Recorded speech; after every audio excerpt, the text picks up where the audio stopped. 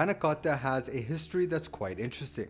Some sources say it was discovered in northern Italy along a city bordering France. Others say that it was invented by a Hungarian lady in Lang, Italy. Whoever made it, they were for sure a great cook, and I say this because the panna cotta is exceptionally delicious while also being one of the easiest desserts to make. Essentially, it's a set heavy cream using gelatin, sweetened with sugar and flavored with vanilla.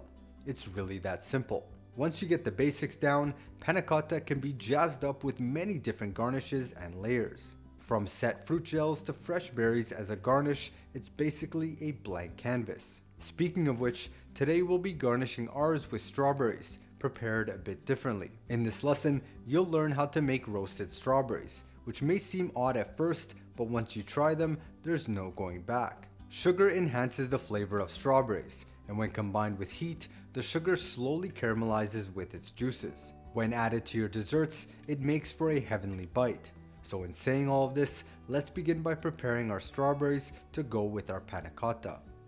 So first, we'll core out each stem like so with a paring knife. This gets rid of the white surface skin, which doesn't have any flavor, while also keeping the strawberry's natural shape intact.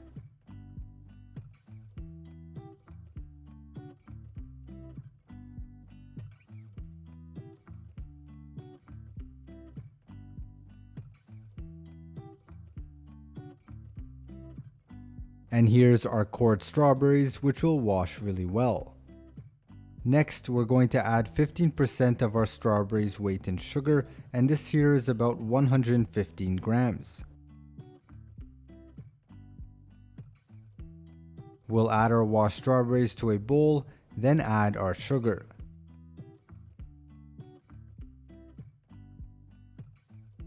I'll mix this really well, making sure the sugars stick to the wet strawberries.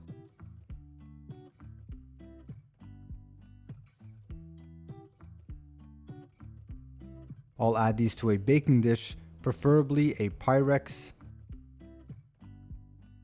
and into the oven it goes at 350 degrees for 30 minutes. Halfway through, I'll take them out and give them a good stir.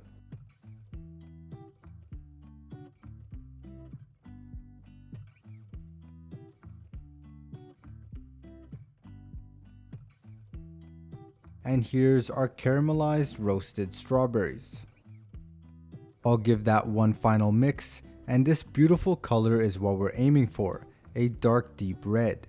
And here's a shot of what they look like up close, perfect to garnish on any dessert. Next we'll make our panna cotta.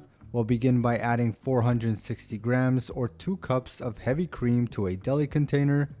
We'll then add in 2 teaspoons of gelatin to a small bowl, followed by 1/8 of a cup of cold water.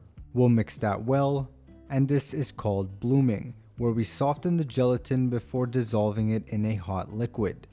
Now in a saucepot on low heat, we'll pour in our heavy cream,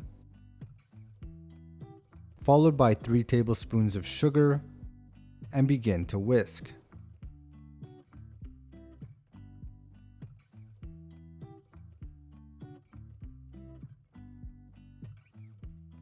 We'll then mix in 1 teaspoon of vanilla,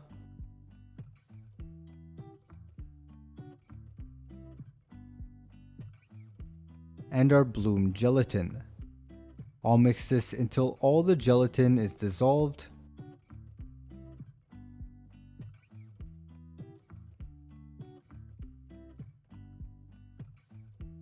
We'll then remove from the heat and pour into serving glasses. Here I'm using tumblers.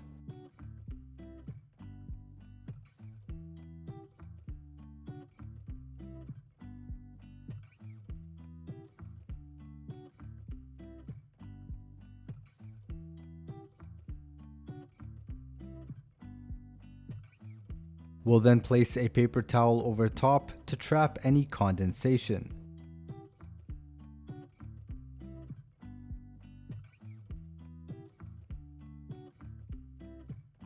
And these will need no less than 4 hours in the fridge to fully set.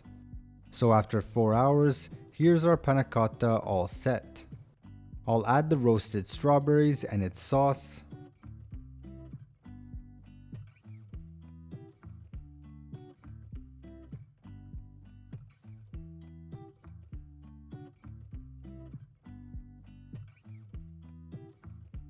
Then I'll garnish with some lemon zest.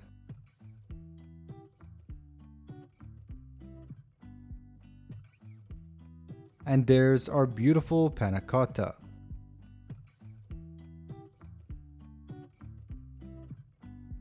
And here it is. A good sign of properly made panna cotta is the jiggle.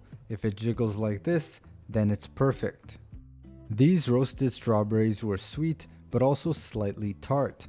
They were complex and also completely enhanced the flavor of the strawberry. Easily one of the most simple desserts to execute, but when done right, makes for a luxurious eating experience. It's also a great dessert to make when you have many guests over, as you can just pop them out of the fridge, garnish, and then serve.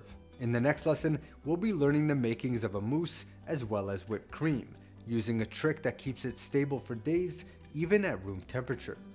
Catch you there.